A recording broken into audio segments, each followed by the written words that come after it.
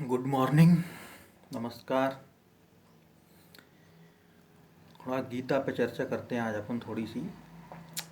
गीता में बताया गया है कि प्रकृति जो है त्रिगुणमयी है, त्रिगुणमयी, सतोगुण, रजोगुण और तमोगुण। अब जैसे अपन किसी एक चीज़ का उदाहरण लेते हैं, कैसे अर्जुन की एकाग्रता। वो परीक्षा ली थी, जैसे अर्जुन को केवल चिड़िया की आँख दिखाई दे रही थी, ऐसा कुछ बताया था इसमें। सभी को पता है कि अर्जुन को चिड़िया की आँख दिखाई दी केवल जब द्रोणाचार्य ने परीक्षा ली थी। तो अब प्रश्न ये उठता है कि इस एकाग्रता का अपन को उपयोग कहाँ करना है। अत्याचार में उपयोग करना है, या मानवता में उपयोग करना है, या अपनी भलाई के लिए उपयोग करना है। यदि कोई व्यक्ति इस एकाग्रता का उपयोग किसी की बुराई करने में कर रहा है, किसी का बुरा करने में कर रहा है, तो ये एकाग्रता कैसी हो गई? तमोगुणी एकाग्रता। और यदि कोई व्यक्ति अपना कार्य करने में इस एकाग्रता का यूज कर रहा है, तो वो हो गई रजोगुणी एकाग्रता।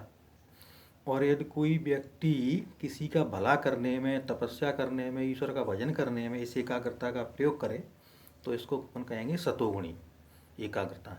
यानी कि संसार की हर चीज़, हर गुण त्रिगुणमयी है।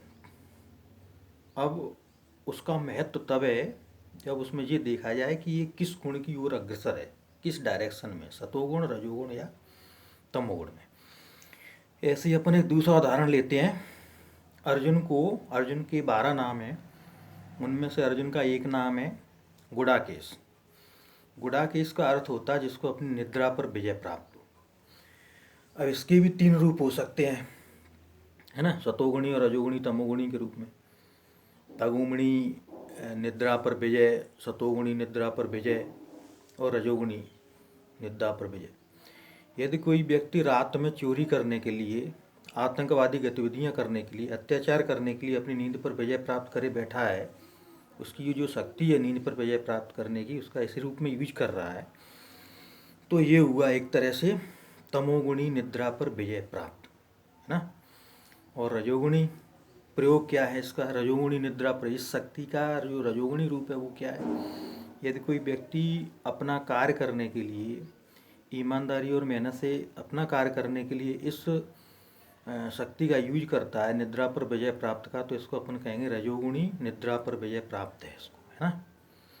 अब सतोगुणी निद्रा पर विजय प्राप्त है भाई, तो सतोगुण के रूप में इसका क्या यूज होता है इस शक्ति का, कि अपन यदि इसका प्रयोग ईश्वर की खोज में, यानी भक्ति में, एक सत्य का अनुसंधान करने में, वैज्ञानिक गतिविधियों में, दूसरे की भलाई में, इस शक्ति का प्रयोग कर रहे हैं, रात भर जग के किसी की भलाई कर रहे हैं, निद्रा पर विजय प्राप्त है साहब हमें, हम किसी का अच्छा कर रहे हैं इस शक्ति के द्वारा, तो ये जो है निद्रा पर जो विजय प्राप्त है, इसको अपन सतोगुणी निद्रा पर विजय प्राप्त कहेंगे। तो मुख्य बात ये नहीं है कि हमारे पास क्या है, ना ही मुख्य बात ये है कि हम क्या कर रहे हैं। प्रश्न इस बात का है, सबसे जो महत्वपूर्ण चीज़ है कि डायरेक्शन क्या है हमारी। जैसे कक्षा 6 में अपन गणित में पढ़ा है अपन ने संख्या रेखा, तो जीरो के दाएं हाथ पे पॉजिटिव संख्याएं रहती हैं और बाएं हाथ पर नेगेटिव संख्याएं रहती हैं।